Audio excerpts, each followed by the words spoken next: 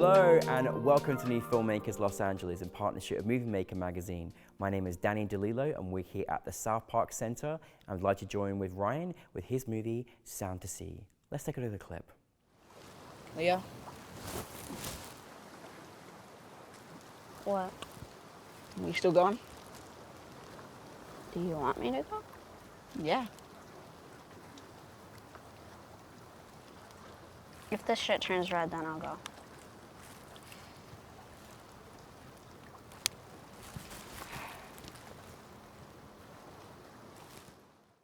Brian, thank you so much for coming all the way from the East Coast to be here, and thank you for bringing your movie Sound to See with us.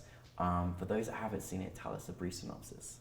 It is a film about an 8th grade ecological field trip to North Carolina's coast on the Outer Banks, and we follow a young queer student kind of navigating their way through having to be in the boys' dormitory and be in this like gendered space, but also outside the walls in nature among animals and the ocean and environments, and how that poetically intersects with a queer teacher that is kind of going through similar things at a different stage of life.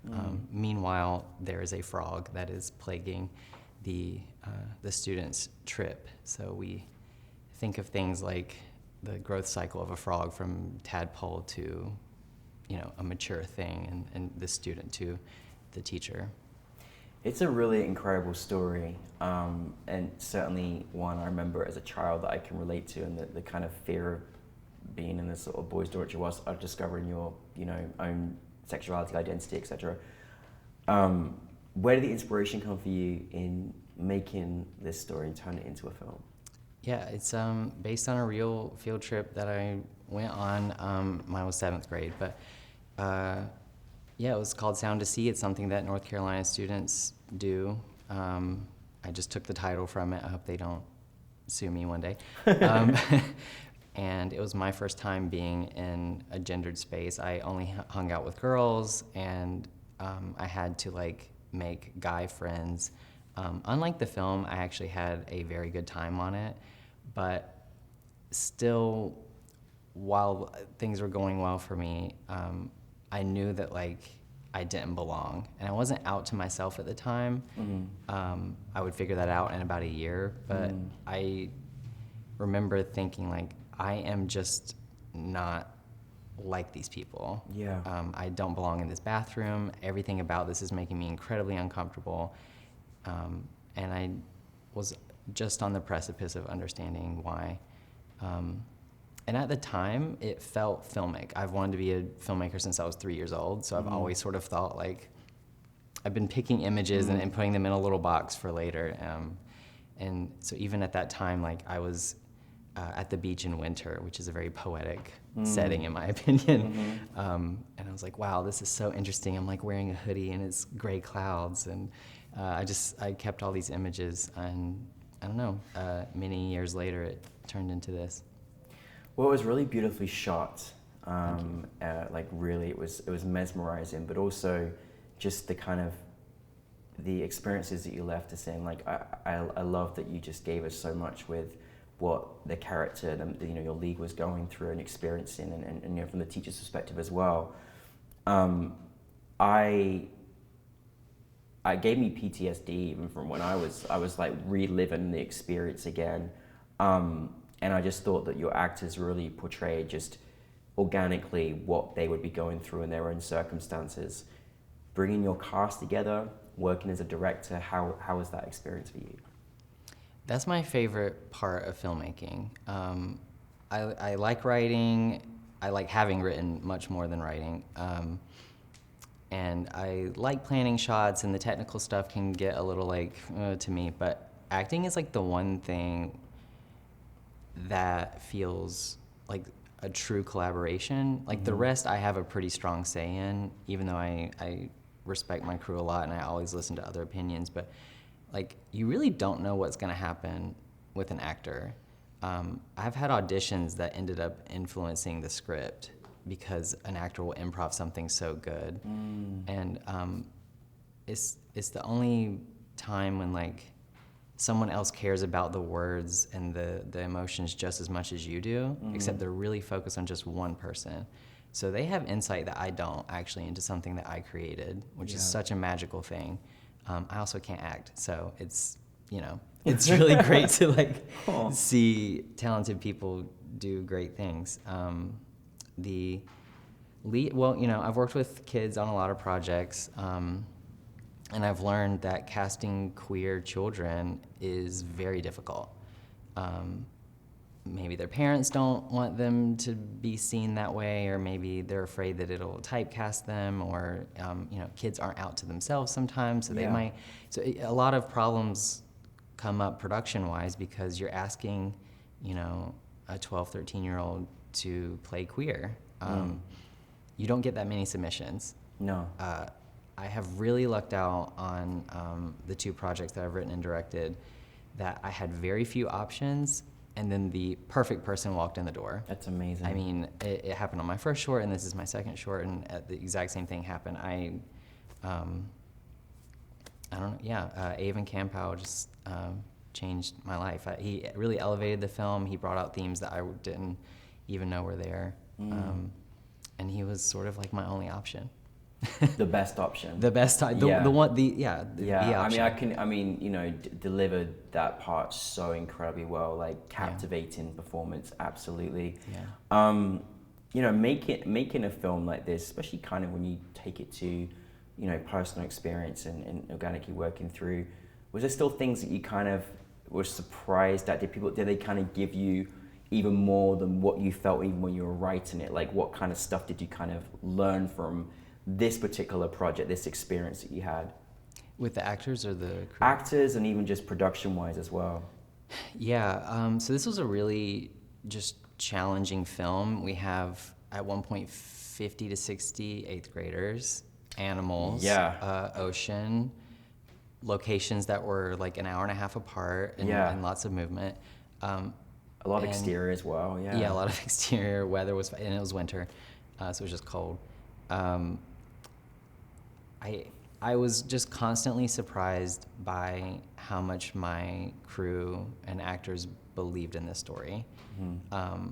I'll cry if I talk about it too much, but like they pulled through so hard, and they were so invested. And I mean, the way that I work, I mean, auteur theory's fine. I really do think of this as a collaborative medium. My cinematographer, Marcus Patterson, is like an absolute genius, and he knows story and character so well that I absolutely trust him for like an acting note. You know, and those are the types of relationships professionally I want to cultivate. And when you have smart, dedicated people like that, you know, everyone brings something new to the table, and even if like the day has to go over, we actually had to add an additional 2 days of shooting a month later, because I could feel that we were doing something special, and I wanted to do it right. And it ended up being all of my favorite scenes that somehow we had like not gotten to yet. So and all of the crew was happy to come back. And that's you know, wonderful. I think this is a really, you've also, I feel like, especially, you know, it's really great to have you as part of the New Filmmakers, you know, LGBTQ plus month in particular. You know, I think also, you know, it was great to see your film an extension of where we should be heading in creating queer film. It wasn't just the stereotypical obvious, it was just, you know, 2 people's lives who are personally going through things. But there's so much more than that experience, right? But also just like that tight knot that you feel when you feel excluded, not part of. And I was feeling that in the characters too. And I'm just curious, like taking that into context for community and, you know, kind of educate and entertain others. Like, what did you want your audience to take from your film? I wanted them to see something that was incredibly personal to me. Some projects I work more audience forward, and I really do have like a message or an emotion or an agenda that I'll hide in some way. Honestly, this one just came straight from my life. It is very much a letter to my younger self. That's why you have the older character and the younger character. I wanted wanted an audience to see something very personal and queer content that isn't just like simple queer pride. I often joke that like I'm more interested in queer misery than queer pride, just as an artist, because like that is where I get to work out things. There is hope in the film, of course. I think the last shot is very hopeful. Yeah. Because even in these moments where you feel like you are the only one of a species, someone else is going through that. Yeah. And there is a shared camaraderie in our community, even when we are beaten down. So I think that's the message of the film, or it's at least what I'm telling my younger self. No, I love, you know, all of that, and you know, and sharing important stories as well from perspectives that we don't often see. So really, thank you for that. What is next for you, Ryan? So Sound to See is a prequel kind of to a feature that I've been developing for a few years called Tadpole. It's been supported by the Alfred P. Sloan Foundation with their partnerships through the Tribeca Film Institute and SF Film, which I'm very proud of. That's amazing. It's a political satire a little bit. It's about, so we meet Leo a few years later, and they become like the center of a small town political scandal when their science project gets funded over like a Christian PTA mom's kids science project. And it turns into a kind of like an absurdist battle between America's science versus religious education in America. Yeah, for sure. It's a big thing. Yeah, it's also like totally a love story. Spoiler alert, but the two boys do end up together, so it's really sweet. I'm ready for it. I'm ready for it. I love that you made it. This was a prequel to the you know, eventual feature. So thank you. And just lastly, as a filmmaker,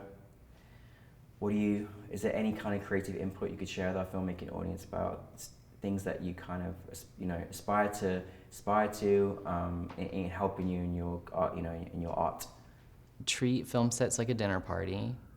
And I mean that in the sense of feed them extremely well, but also like think about who you're putting together and who you actually want to spend some like really difficult hours with,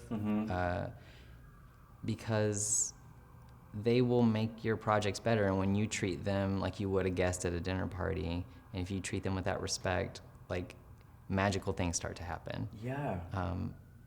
Take your ego away, like get rid of that. You are not the authority on this story. You wrote it and you were, but now you're opening it up to many other people, including an audience. I love that. So yeah, treat sets like a dinner party. Talking about that 30 minutes ago, and that's such an important thing. Leave your ego at the door. We're all here. We've all got a part to play. Yeah, for sure. And yeah, treat people like at a dinner party. That is a really good piece of advice. Well, thank you, Ryan. I feel like we've been at our own little dinner party.